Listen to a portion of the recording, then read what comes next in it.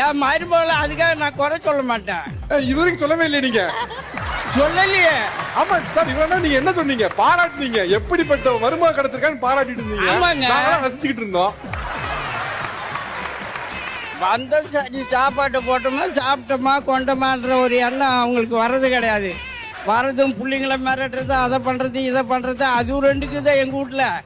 ஐயோ எங்களை 2 பேரையும் உயிரை வாட்டிடும்.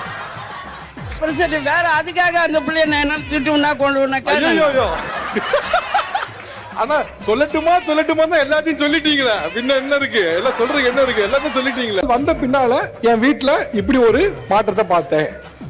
ஐயா நீங்களா?